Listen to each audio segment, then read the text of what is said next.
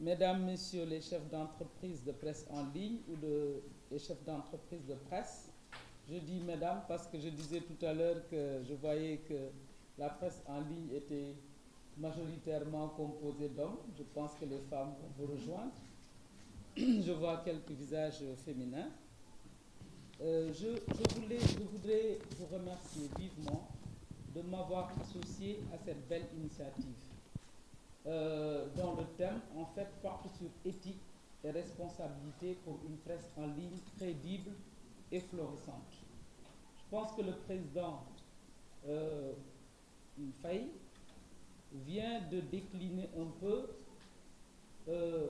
toutes les questions qui nous interpellent pour qu'il y ait une éthique, pour que cette presse en ligne, en tout cas, puisse être bâtie sur la base de l'éthique et de la responsabilité. Il a mis le doigt sur des dérives. Je pense que je n'ai pas besoin d'y revenir. Je voudrais tout simplement dire que les enjeux sont importants.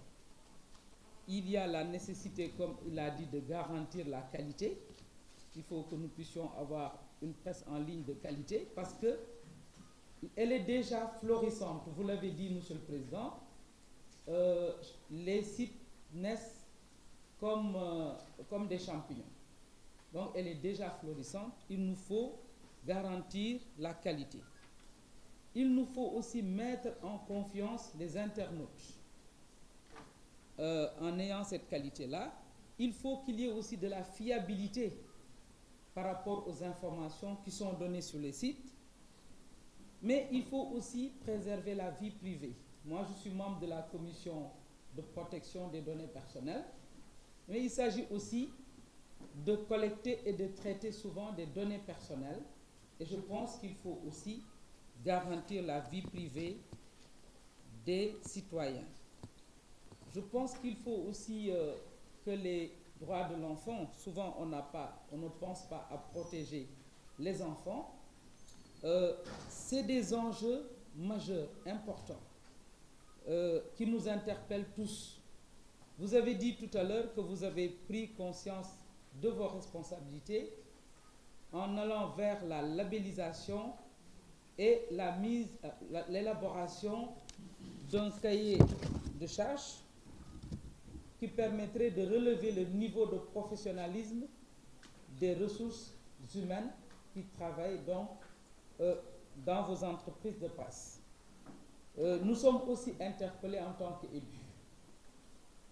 Interpellés parce que nous le savons tous, le cadre juridique concernant la presse en général, en tout cas je suis contente d'avoir le secrétaire d'État à la communication à nos côtés et le ministre chargé de conseiller le président de la République dans ce domaine à nos côtés, parce que nous sommes tous interpellés pour que le cadre juridique qu'est le code de la presse puisse enfin voir le jour. Et c'est vrai qu'on nous lance souvent la balle en tant que députés, mais je pense que nous devons tous y travailler ensemble. Mais surtout, comme l'a dit le président Faye, que ces enjeux importants, ces questions de fond, puissent être intégrés dans le projet de code de la presse. Vous l'avez dit tout à l'heure, c'est plus de 2 millions de Sénégalais qui utilisent les sites par jour et il n'y a pas de cadre normatif, mais ce cadre normatif doit s'adosser sur un cadre juridique fort, clair et innovant. En tout cas, je suis d'accord avec vous et je pense que le gouvernement qui est ici représenté l'est aussi pour que nous puissions bonifier, aller vers un projet de code qui permettrait de prendre en compte ces aspects-là. Je ne vais pas peut-être encore m'étendre. Je pense que l'essentiel, c'était je suis surtout là en tant qu'élu, représentant du peuple, député. Avec mes collègues, nous devrons voter demain le code de la presse. Nous l'espérons que ça va aller vite parce que nous sommes en retard dans ce domaine-là. Je suis venu pour écouter, pour comprendre aussi et pour demain que nous puissions ensemble avoir un outil qui nous permettra de mettre le Sénégal, en tout cas, au plus haut niveau. On parle d'émergence, mais on ne pourra pas émerger sans une presse qui n'a pas de cadre juridique fort. Et nous sommes là aussi pour vous accompagner. En tout cas, je vous remercie vivement de m'avoir impliqué. Je disais tout à l'heure que ça nous permet de mettre des visages sur les sites que nous connaissons, que nous utilisons tous les jours, mais souvent nous n'avons pas le plaisir de mettre des visages sur les sites. Je voudrais vous remercier vivement et vous encourager. Souhaiter que ces travaux puissent en tout cas nous permettre d'atteindre les résultats visés. Et je pense qu'avec les personnes ressources de qualité que nous avons, l'expertise que nous avons ici, on y arrivera.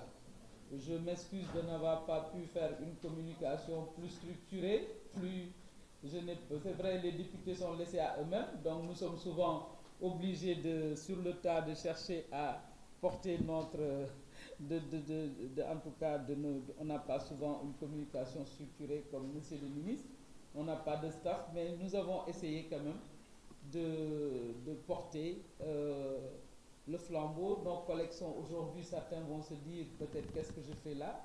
Vous savez qu'à l'Assemblée, il y a une plénière avec une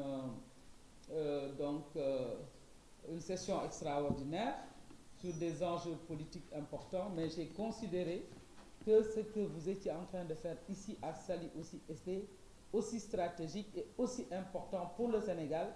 C'est pourquoi j'ai fait le choix de venir ici. Et je sais que de toute façon, mes collègues vont assumer par rapport aux textes qui vont passer aujourd'hui. Je vous remercie.